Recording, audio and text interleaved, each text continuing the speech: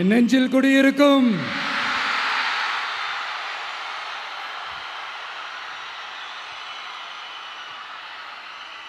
தமிழக மக்கள் உங்கள் அனைவருக்கும் என்னுடைய வணக்கமும் என்னுடைய நன்றிகளும். குறிப்பா திருச்சி கிழக்கு தொகுதி மக்கள் உங்கள் அனைவருக்கும் என்னுடைய ஸ்பெஷல் வணக்கமும் ஸ்பெஷல் நன்றிகளும். இதை நான் ஏன் இப்படி சொல்கிறேன்னா, என்னை இப்போ பெரம்பூர் தொகுதி எம்எல்ஏன்னு தான் சொல்லுவாங்க. பட் ஆனால் அது எலெக்ஷன் கமிஷனோட அந்த சட்ட விதிகளுக்கு மட்டும்தான் அப்படி. ஆனால் என்னை பொறுத்த வரைக்கும், தமிழ்நாட்டை பொறுத்த வரைக்கும், தமிழ்நாட்டுக்கு எப்படி திருச்சி ஒரு இதயம் மாறியோ, அந்த மாதிரி என்னோட இதயத்துக்கு திருச்சி கிழக்கு தொகுதி மக்களும் ரொம்ப ரொம்ப ரொம்ப க்ளோஸ் தான். அதில் எந்த மாற்றமும் கிடையாது. சரிங்களா?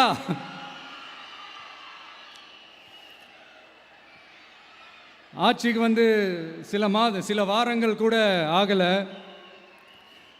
6 மாதம் அமைதியாக இருப்போம்னு சொன்னவங்களாம் 6 நாள் கூட அமைதியாக இருக்க முடியல. ஆட்சிக்கு அரை மணி நேரத்திலே ஆரம்பிச்சிட்டாங்க. பாவம், ஒரு கல்யாண வீட்டிலலாம் போய் புலம்பிட்டு இருக்காங்க. நான் சொன்னதெல்லாம் நடக்குதா? 1 by 1 எல்லா புலம்பல்ஸும்.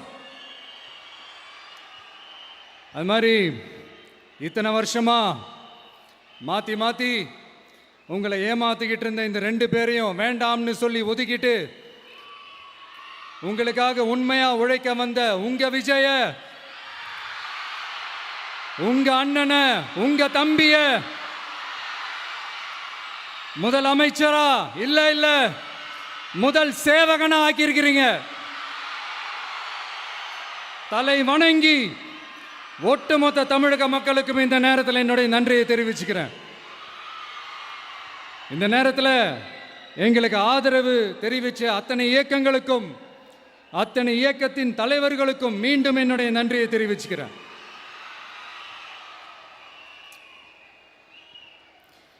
புரட்சி தலைவர் எம்ஜிஆர் அவர்களுடைய முதல் தேர்தலில் கூட இந்த அளவுக்கு ஒரு ஓட் பர்சன்டேஜ் வாங்கலை அப்படின்ட்டு நிறைய பேர் சொன்னாங்க. ஆனால் நீங்கள் டிவி கேட்க அவ்வளோ நீங்கள் ஆதரிச்சிருக்கிறீங்க. நான் எம்ஜிஆர் அவர்களோடலாம் நான் கம்பேர் பண்ணல.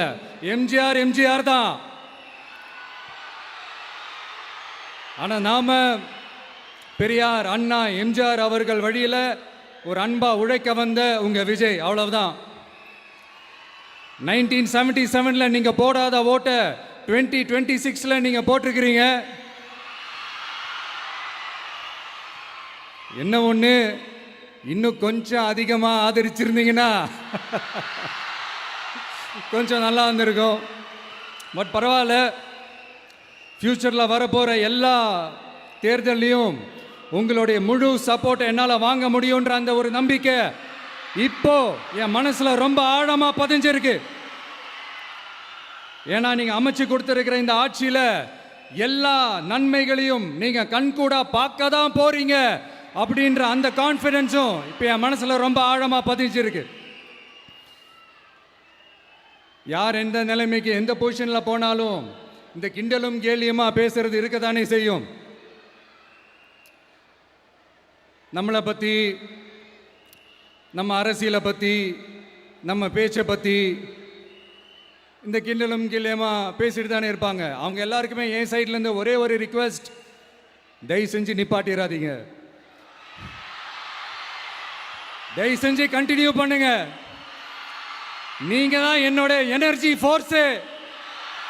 நீங்க பேசிக்கிட்டே இருங்க. நான் மக்களுக்கு தேவையான நல்லதை செஞ்சுக்கிட்டே இருப்பேன். அடுத்து இப்போ நம்ம புதுசாக அந்த சூட்லாம் போட்டு வரோம்ல, அதை பற்றி கூட நிறைய பேர், ஏன் நாமெல்லாம் கோட் சூட்லாம் போடக்கூடாதா? அதிகாரம் செய்கிறவங்களும் ஆதிக்க சக்திகளும் மட்டும்தான் கோட் சூட்லாம் போடணுமா என்ன? அப்பெல்லாம் எதுவுமே கிடையாது. நான் என்ன கலராக போட்டு வரேன், 2 கலர். நம்ம எல்லாரும் மனசு மாதிரியே பிளாக் அண்ட் ஒயிட். எல்லாத்திலையும் பிளாக் அண்ட் ஒயிட்டாக இந்த விஜய் இருப்பான் அப்படின்னு காட்டுறதுக்கு தான் அந்த கலர். அடுத்து அந்த பிளாக் கூட யாரை குறிக்கும் எதை குறிக்கும்ன்றது நான் சொல்லி தான் தெரியணும்னு அவசியம் இல்லை, அது உங்களுக்கே நல்லா தெரியும். எல்லாத்துக்கும் இப்படி வழக்கம் சொல்லிக்கிட்டு நசன் பேசுகிற டைப்பும் நம்ம கிடையாது. உங்களுக்கே தெரியும், அதிகபட்சமாக எல்லா மீட்டிங்கிலும் 20 நிமிஷம்குள்ளே தான் நான் பேசியிருக்கிறேன். அதனால் இப்போ மக்கள் என்கிட்ட என்ன சொல்கிறாங்க அப்படின்னா, இந்தப்பா விஜய், நீ எங்களுக்காக உழைக்கிறதுக்காக வந்திருக்கிற, அந்த வேலையை மட்டும் பாரு, உன்னை பற்றி பேசுகிறவங்கள நாங்கள் பார்த்துக்கிறோம் அப்படின்னு சொல்லிட்டாங்க. சரி, ஆனது ஆச்சு. இப்போ என்ன, உனக்கு எதிரிகளே இல்லையா அப்படின்லாம் கேட்டால் அப்படிலாம் நான் சொல்ல மாட்டேன், அப்படிலாம் நான் நினைக்கவும் மாட்டேன், அப்படி நினைக்கவும் கூடாது. இப்பவும் சொல்கிறேன், அரசியல் ரீதியாக சொல்கிறேன், 2 பேருக்கு நடுவில் தான் போட்டியே. ஒன்று இன்னொன்று, எஸ், ஒன்று டிவிக்கு, இன்னொன்று டிஎம்கே. இதுக்கு நடுவில் வேற யாருக்கும் எந்த வேலையும் கிடையாது. ஏதாவது இருக்குன்னு சொல்றீங்க? எலெக்ஷனுக்கு முன்னாடியும் அவங்களுக்கு ஒரு வேலையும் இல்லை, இப்போ எலெக்ஷனுக்கு அப்புறம் சுத்தம். ஆனால் இந்த திமுகவும் மற்றும் பலரும் ஒன்றா சேர்ந்துக்கிட்டு இந்த விஜயோட ஆட்சி வந்துடக்கூடாதுன்னு சொல்லி ஒரு கூத்து ஒன்று பண்ணாங்களே, அந்த கடைசி 5 நாள், அடாடாடாடாடா, நமக்கெல்லாம் ஓஹோ இப்படியெல்லாம் கூட நடக்குமோ என்ன கூத்துங்கிறீங்க. ஆனால் ஃபியூச்சர் என்னவா இருக்குன்றதை மட்டும் இப்போ நான் சொல்கிறேன். உங்களுக்காக உண்மையாக உழைக்க வந்த இந்த விஜயா, இல்லை இந்த விஜயோட ஆட்சி அமைஞ்சிடக்கூடாதுன்னு தடுக்க நினைச்ச ஸ்டாலின் சாரா, அவ்வளவுதான். இதுக்கு நடுவில் வேற யாரும் எந்த அல்லு சில்லும் உள்ள வந்து நம்மளை தடுக்கிறதோ எதிர்க்கிறதோ ஏதாவது பண்ணாங்கன்னா நிர்வாகம் அதுக்கு பொறுப்பில்லை ராஜா, நிர்வாகம் அதுக்கு பொறுப்பில்லை. ரிசல்ட் என்னவா வரும்ன்றது அது உங்களுக்கே நல்லா தெரியும். நம்மளை ஏளனமா பேசுறதா நினைச்சு அவங்களுக்கு ஆப்பு வச்சுக்கிறாங்க.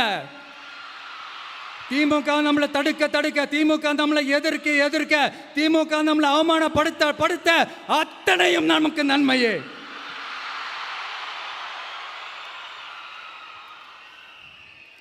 ஒன்று கவனிச்சிங்களா மக்களே, நம்ம ஆட்சிக்கு வந்ததுக்கு அப்புறம் ஒரு விஷயம் ஒன்று நடந்துகிட்டு இருக்கு.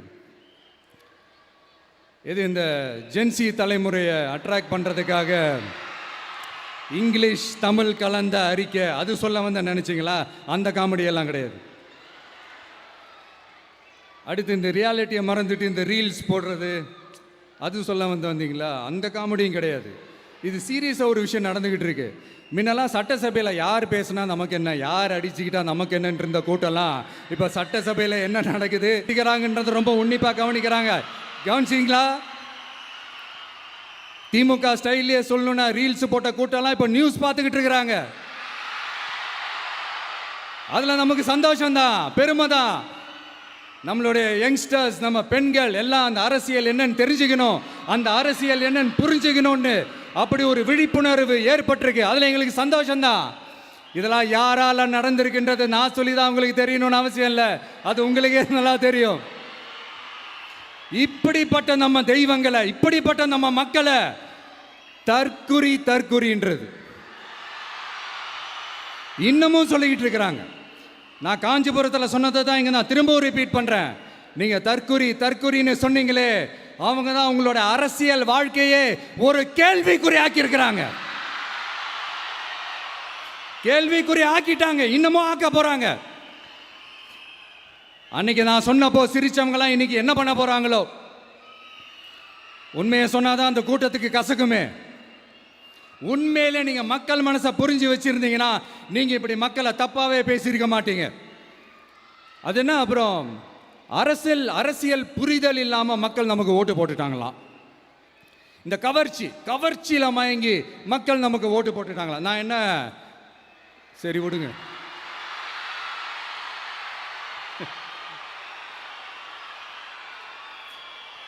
மக்கள் அவங்களுக்கு ஓட்டு போட்டா அந்த மக்கள் நல்லவங்களாம், அதே மக்கள் நமக்கு ஓட்டு போட்டா அந்த மக்கள் கெட்டவங்களா, தற்குறியா. இதே மக்கள் தான் இத்தனை வருஷமா அவங்களுக்கு ஓட்டு போட்டுட்டு இருந்தாங்க. உங்களுக்கு மட்டும் என்ன, வேற ஏதாவது பிளானட்ல இருந்து குதிச்சு ஓட்டு போட்டு போனாங்களா? தற்கொரியாமா, தற்கொரி நல்லா வருது, வேணான்னு பார்க்குறேன். எங்க அண்ணன் விஜயகாந்த் அண்ணன் சொல்ற மாதிரி, அண்ணா அவர்கள் ஆரம்பிச்ச கட்சியை ஒரு அடிமை கூடாரமா ஆக்குனது யாருங்க சார்? இப்படியெல்லாம் ஆக்கிட்டு உண்மையை சொல்லு உடன்பிறப்பேவா. உங்களோட அந்த உண்மையான உடன்பிறப்புக்கெல்லாம் என்ன சொல்றாங்க தெரியுமா சார்? திமுக இப்படி ஆனதுக்கு காரணம், அந்த காரணத்தை வெளியிலலாம் போய் தேடாதீங்க, உங்க குடும்பத்துக்குள்ளேயே கேளுங்கிறாங்க. உங்களுக்காக மாடா உழைச்சி தேஞ்சு போய் கிடக்கிறோம்.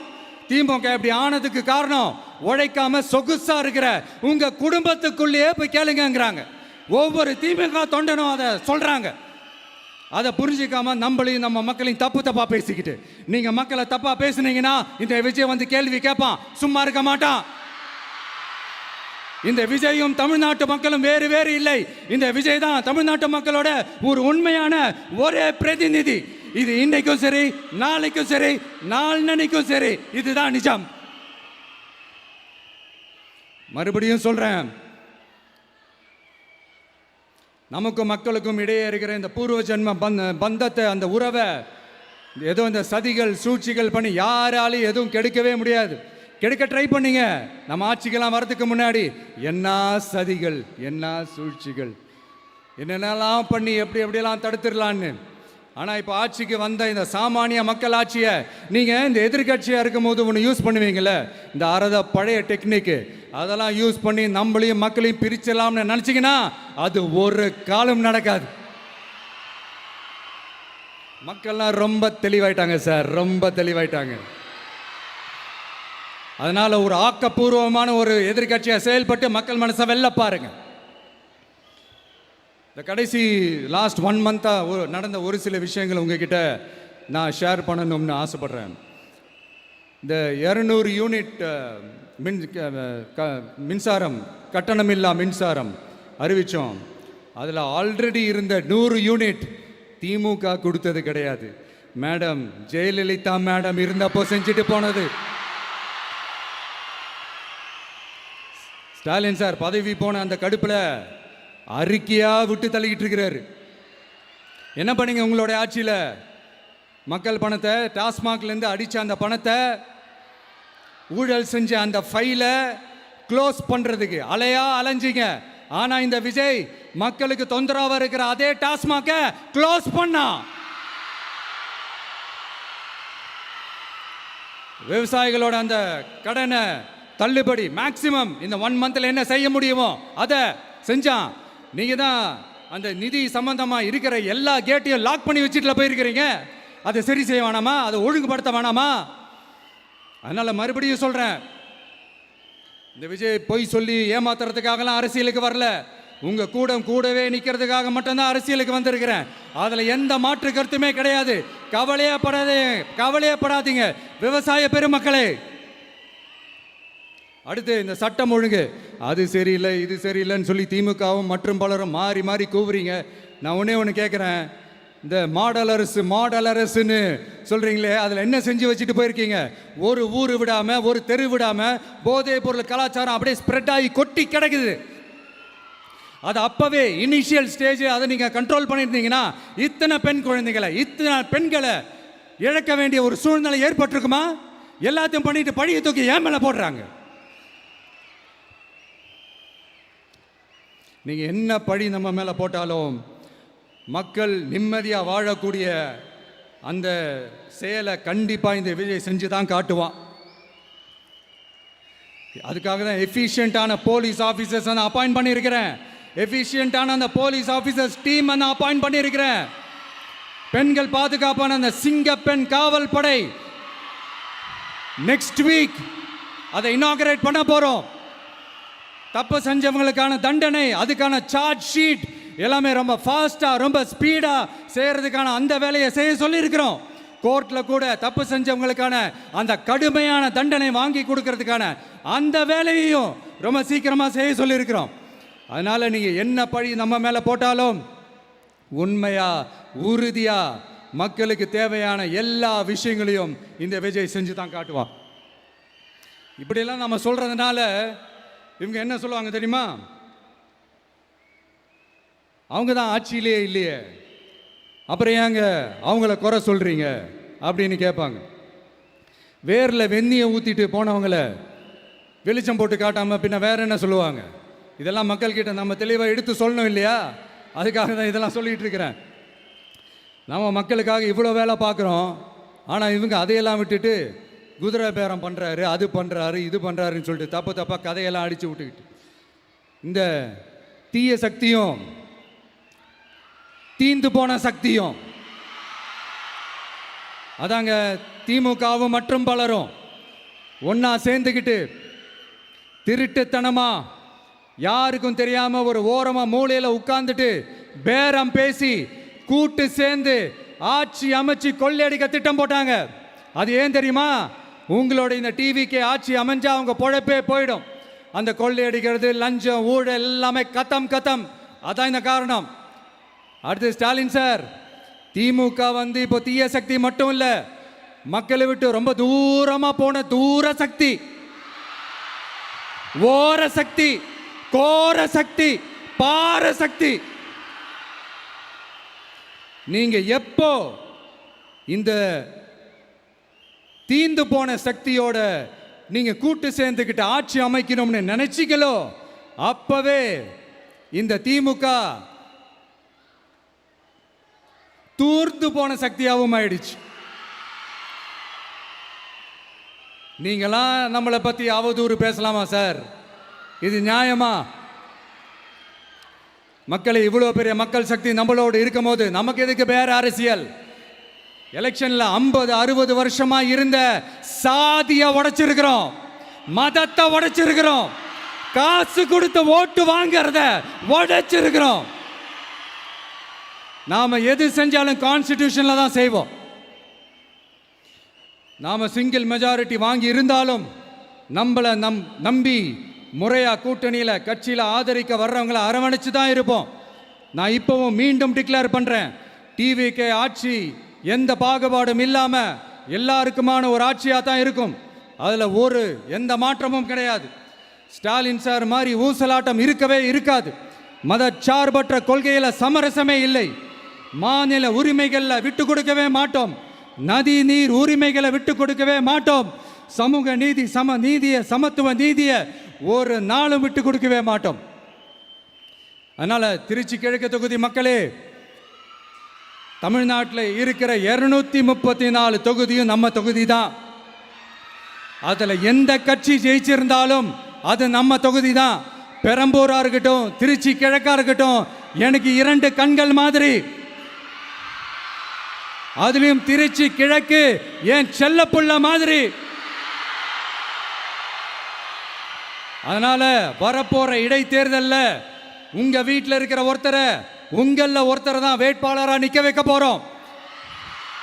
நீங்க எப்படி இந்த விஜய்க்கு ஆதரவு கொடுத்து ஓட்டு போட்டு ஜெயிக்க வச்சீங்களோ, அதே மாதிரி வரப்போற இடைத்தேர்தல்ல உங்களுடைய அந்த வேட்பாளரையும் ஜெயிக்க வைப்பீங்கன்ற அந்த ஒரு நம்பிக்கை நான் முழுமையாக தான் நம்புறேன்.